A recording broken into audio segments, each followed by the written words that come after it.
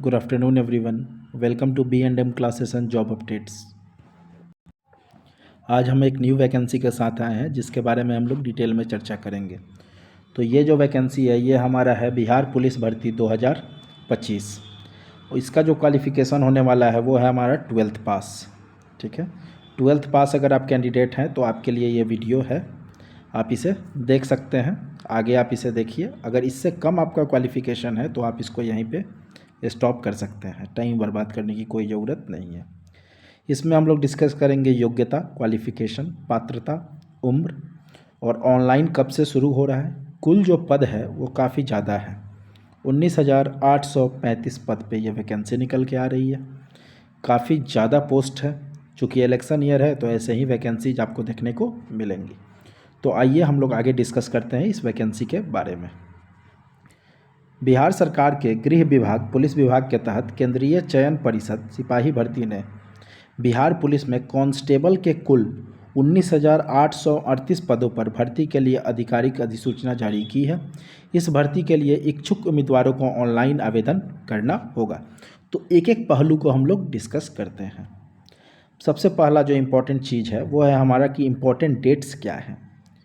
Important dates तो आप देख लीजिए। अप्लाई स्टार्ट का जो डेट है, जो आपका फॉर्म अप्लाई का जो डेट होगा वो कल से है, 18/3/2025 से आपका फॉर्म भराना स्टार्ट हो जाएगा। और अप्लाई लास्ट डेट है, फॉर्म की जो आखिरी तारीख है जब तक आप इस फॉर्म को भर सकते हैं, 1 महीने का आपको समय दिया गया है 18/4/2025 को, जो कि ख़त्म हो जाएगा।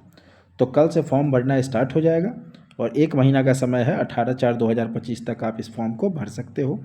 मेरी निजी सलाह आपको ये होगी कि 1 सप्ताह के अंदर ही आप भर लो। आगे देखते हैं। बिहार पुलिस कांस्टेबल पद के लिए आवेदन करने के लिए इच्छुक उम्मीदवारों को निम्नलिखित योग्यता पूरी करनी होगी। तो योग्यता आपकी क्या होनी चाहिए? क्वालिफ़िकेशन, इंग्लिश में इसको बोलते हैं क्वालिफ़िकेशन। तो क्वालिफ़िकेशन आपकी क्या होनी चाहिए?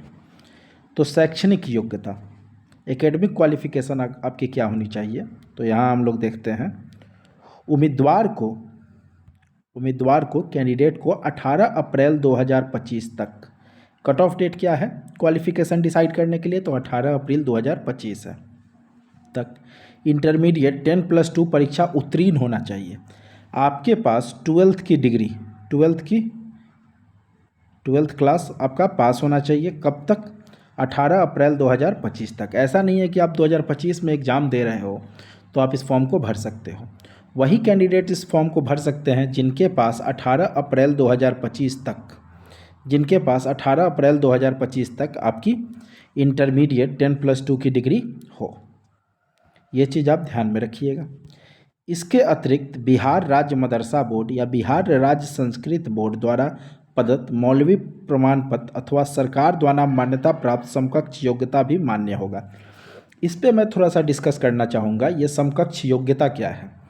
इक्विवेलेंट क्वालिफ़िकेशन इसको बोलते हैं। समकक्ष योग्यता है अगर किसी कैंडिडेट ने ITI किया है और हिंदी और इंग्लिश की परीक्षा जो है उसको पास किया है तो वो भी इस फॉर्म को भर सकता है, क्योंकि बिहार सरकार ने ITI को इक्विवेलेंट माना है +2 के, 10+2 के। साथ ही साथ दूसरा हम देख लेते हैं, यहाँ पे इसको मिटा देते हैं। दूसरा, अगर किसी भी स्टूडेंट के पास डिप्लोमा आप लोग जानते हो 3 साल का कोर्स होता है, इसको कहीं कहीं पॉलीटेक्निक के नाम से भी जानते हैं। तो अगर किसी स्टूडेंट ने डिप्लोमा या पॉलीटेक्निक किया है 3 साल का, तो वो भी इस वैकेंसी का फॉर्म भर सकता है, बशर्ते उसका डिप्लोमा या पॉलीटेक्निक 18 अप्रैल 2025 तक कंप्लीट होनी चाहिए, क्योंकि बिहार सरकार ने डिप्लोमा या पॉलीटेक्निक को भी 12th के इक्विवेलेंट माना है। तो आशा करते हैं आपका ये डाउट क्लियर हो गया होगा कि कौन फॉर्म भर सकते हैं। एक बार मैं ब्रीफ में फिर डिस्कस कर देता हूँ, चूँकि इम्पोर्टेंट चीज़ है। 18 अप्रैल, देखिए यहाँ 18 अप्रैल 2025 तक अगर आपके पास 12th है, 12th आपने पास कर लिया है, या आपने ITI किया है, या आपने डिप्लोमा किया है, इन तीनों केस में आप इस फॉर्म को भर सकते हो। ठीक है। साथ ही साथ इसके क्या है, इसके अतिरिक्त क्या है, अगर किसी स्टूडेंट ने बिहार राज्य मदरसा बोर्ड या बिहार राज्य संस्कृत बोर्ड द्वारा प्रदत्त मौलवी प्रमाण पत्र अथवा सरकार द्वारा मान्यता प्राप्त समकक्ष योग्यता भी मान्य होगी। ठीक है, तो ये सारे लोग फॉर्म भर सकते हैं। अब एक बार हम लोग category wise number of post देख लेते हैं।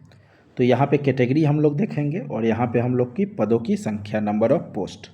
तो अनरिजर्व्ड जनरल जो कास्ट के लिए है, अनरिजर्व्ड मतलब अनारक्षित, इसमें कोई भी फॉर्म भर सकता है। तो 7,935 यूआर का सीट है।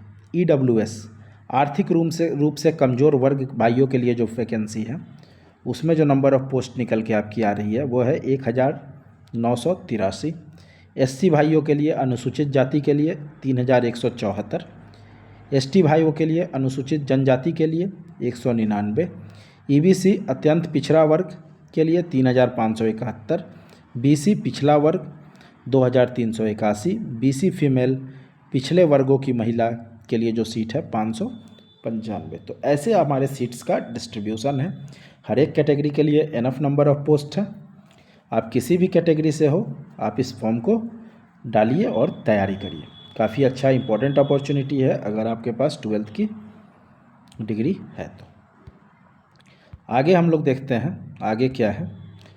अब इसका एप्लीकेशन का फ़ी देख लेते हैं कि कितना आपको फॉर्म भरने में पैसा लगने वाला है। बिहार राज्य के मूल निवासी, अत्यंत पिछड़ा वर्ग ईबीसी पिछड़ा वर्ग, बीसी आर्थिक रूप से कमज़ोर वर्ग एवं अनारक्षित सामान्य वर्ग एवं बिहार राज्य के बाहर के अभ्यर्थी चाहे वो किसी भी वर्ग के हों, उन्हें कितने रुपये देने पड़ेंगे? 675। किसके लिए? तो यूआर जनरल, ईडब्ल्यूएस, बीसी या ईबीसी कैटेगरी के अगर कोई भी कैंडिडेट्स हैं बिहार के, तो इनको 675 रुपये देने पड़ेंगे। साथ ही साथ अगर कोई अदर स्टेट का कैंडिडेट भी है, चाहे वो किसी भी कैटेगरी का हो लेकिन अदर स्टेट का है, तो उसे भी 675 रुपये देने पड़ेंगे। तो ये हम लोग का यूआर, ईबीसी, ईडब्ल्यूएस, बीसी के लिए हो गया। तो ये हम लोग देख लेते हैं 675 रुपये। दूसरा, बिहार राज्य के मूल निवासी एससी, अगर हमारे एससी के कोई भाई या बहनें हैं, एसटी, सभी वर्ग कोटि की महिला अभ्यर्थी एवं थर्ड जेंडर अभ्यर्थियों के लिए 180 रुपये। तो एससी कैटेगरी के अगर कोई हो या एसटी कैटेगरी की हो या कोई भी फीमेल कैंडिडेट हो, जनरल की फ़ीमेल हो, ओबीसी की फ़ीमेल हो या एससी एसटी की फ़ीमेल हो, उन सबों के लिए कितना है? 180। वैसे ही ट्रांसजेंडर, थर्ड जेंडर के लिए भी हमारा जो फ़ी है वो कितना है? 180। तो ध्यान रखिएगा, किसी भी वर्ग की जो महिला हैं उनके लिए जो आपका फ़ी है वो आपका कितना है? 180। लेकिन अगर जनरल, ईडब्ल्यूएस, ईबीसी या बीसी के अगर मेल हैं तो उनके लिए फ़ी आपका 675 रुपये है। लेकिन अगर एससी और एसटी के मेल है तो उनके लिए 180 रुपये ही फ़ी है। फ़ी का भुगतान क्रेडिट कार्ड, डेबिट कार्ड या नेट बैंकिंग से ऑनलाइन हो सकेगा। तो हर एक माध्यम से आप कर सकते हैं जो कि ऑनलाइन में अवेलेबल है। आगे हम लोग देखते हैं, इस भर्ती में उम्मीदवारों का चयन 2 चरणों में किया जाएगा। 2 चरणों में आपका सिलेक्शन होगा। पहला जो आपका चरण होगा जिसमें कि आपको पास करना होगा वो आपका होगा लिखित परीक्षा। लिखित परीक्षा में 100 अंकों का वस्तुनिष्ठ प्रश्न पत्र होगा। ऑब्जेक्टिव पेपर होगा जिसमें कि 100 अंकों का आपका पेपर होगा।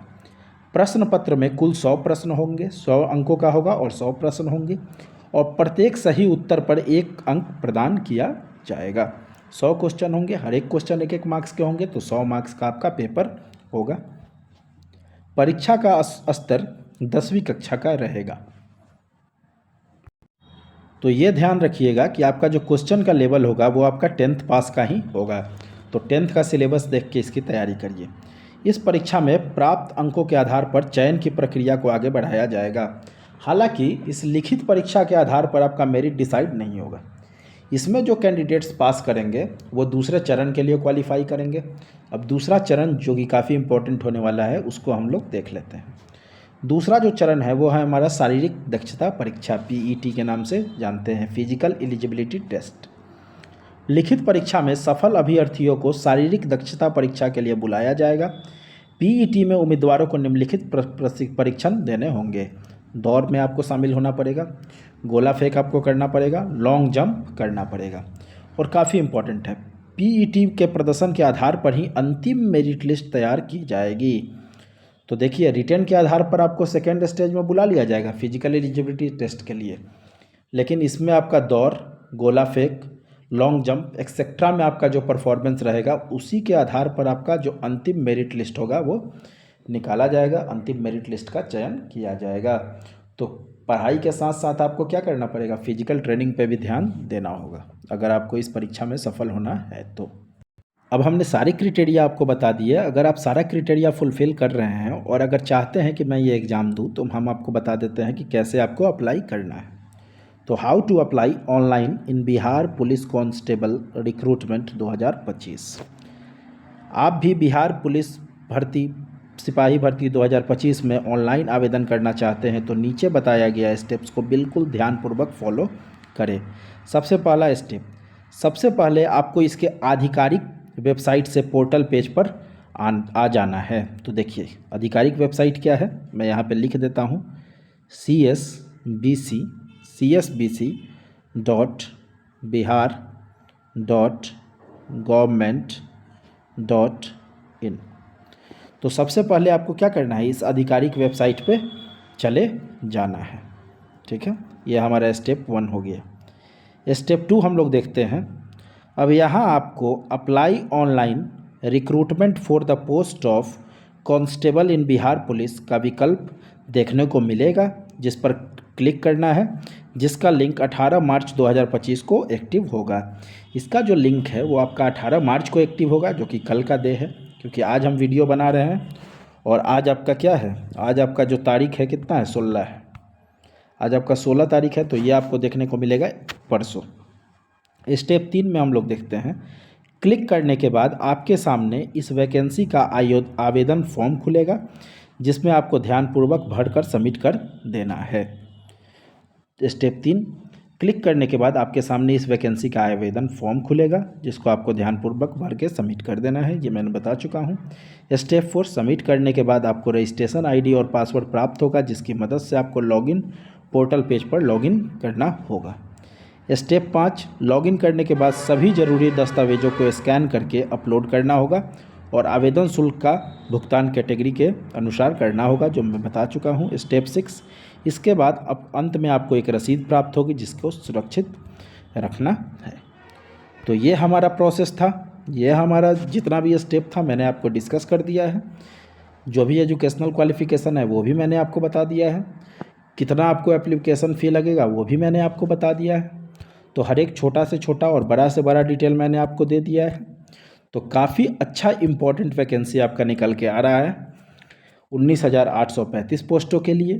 तो अगर आप एलिजिबल हैं तो ज़रूर से ज़रूर इसको अप्लाई करिए, साथ ही साथ अपने दोस्तों, अपने भाइयों के साथ शेयर करिए, जिनको कि इस वैकेंसी का लाभ हो सके। और ऐसे ही जॉब अपडेट्स के लिए इस चैनल को लाइक, सब्सक्राइब और शेयर कर दीजिए। जितना ज़्यादा आप शेयर करिएगा उतने ज़्यादा लोगों के पास पहुँचेगा और उतने ज़्यादा लोगों को फ़ायदा होगा। हमेशा ये सोचना चाहिए कि दूसरे का हेल्प हम कैसे और किस तरह से कर लें।